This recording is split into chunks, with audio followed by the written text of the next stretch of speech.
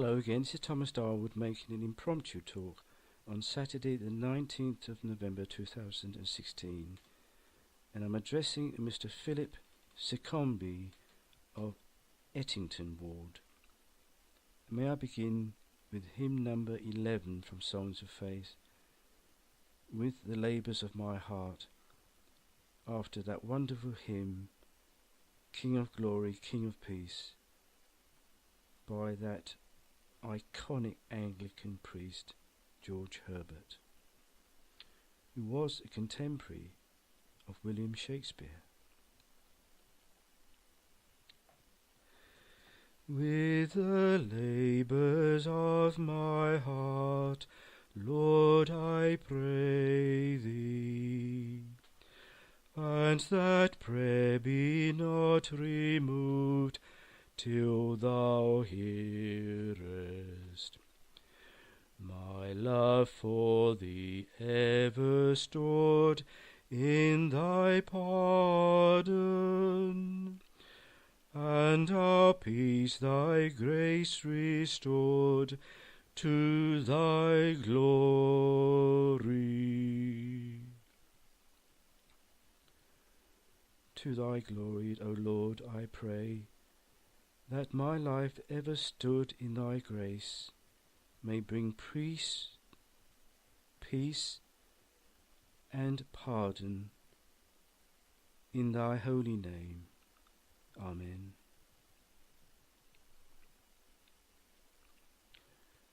Good afternoon, Mr. Secombe. I hope I pronounced your name correctly. I'd like to convey to you and your constituents another form of endorsement upon my identity, so to speak, and it is through what most Anglican, at least the older Anglicans, the newer Anglicans, may not know of this person called George Herbert. I see George Herbert the exact spiritual equivalent to Shakespeare. What I mean by this is Shakespeare spoke to our humanity in a secular, cultural sense. But George Herbert, and sadly he's not known to many people, but when you look at his life and his poetry, he spoke to us through a spiritual dimension, which is what I hope to become the 21st century, so to speak, spiritual figure, respectfully to complement Shakespeare's secular greatness.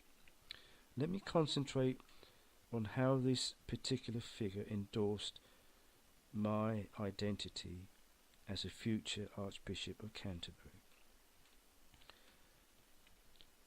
After that particular passage on the Daily Telegraph on the 1st of April 1972,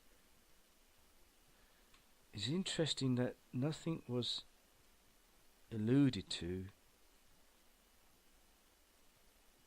because that passage, if I remember, I'll have to read that again. Anyway, later on that year, in the same newspaper, the Daily Telegraph, I read a report where a little village place called Little Gidding was being renovated, and that was founded by a minister, Church of England minister called Nicholas Farrar.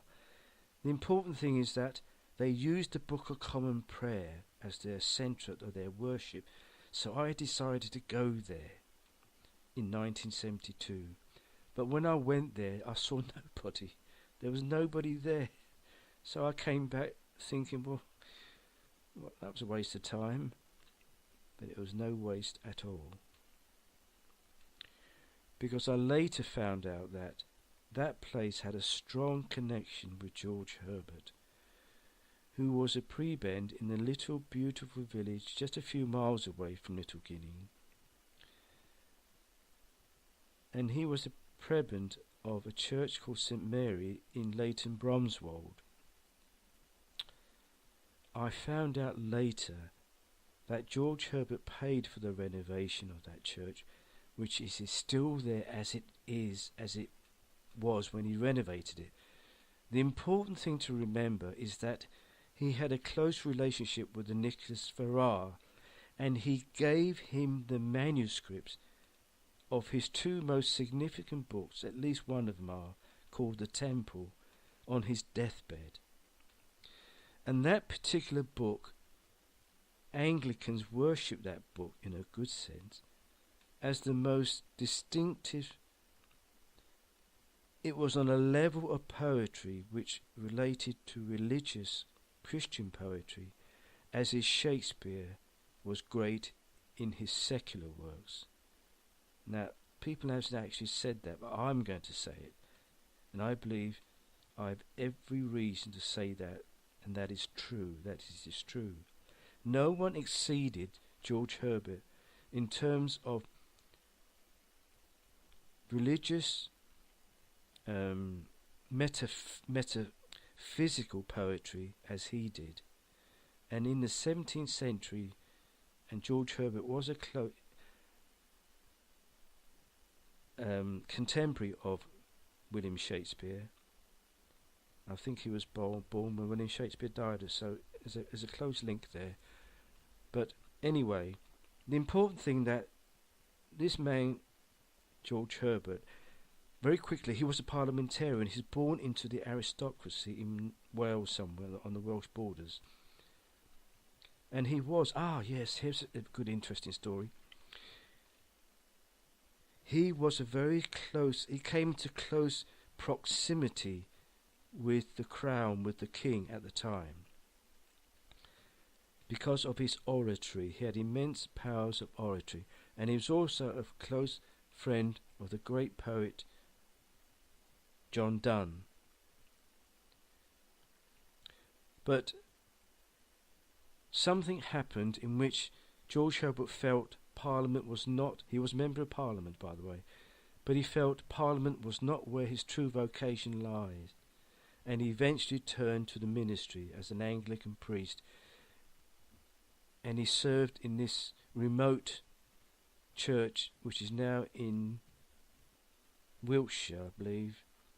I forgot the place, but I find Little Gidding and Leighton Buzzard were far more important because of what he did.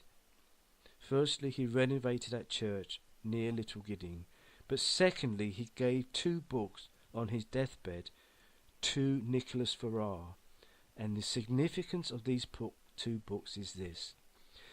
One was called The Temple, and that was the book which has remained to this day the most distinguished metaphysical religious poetry ever written by any single person, which I say is as great in that context as is Shakespeare's works. The other book was called The Country Parson. What that did was to show his pastoral ministry. The Temple was to show his spiritual ministry through his poetry. And I believe this book is well loved by the former Archbishop of Canterbury, Dr. Rowan Williams. Dr. Williams, I hope you're listening to this talk. What these 2 books did exactly reflected the type of writing that I had been writing, the pastoral and the spiritual. The spiritual relates to the 3 books, how they can be transfigured: a dual Bible, a dual liturgy, and songs of faith. My pastoral ministry is to deal with the entire fabric of Western civilization, which is encompassed in my Reformation 2 tuition called the Alpha and Omega Fellowship Exchange tuition course. So there, when I came to that place 3 times, and in my 3rd talk, I'll talk to you about this particular figure, Nicholas Ferrar. Thank you very much.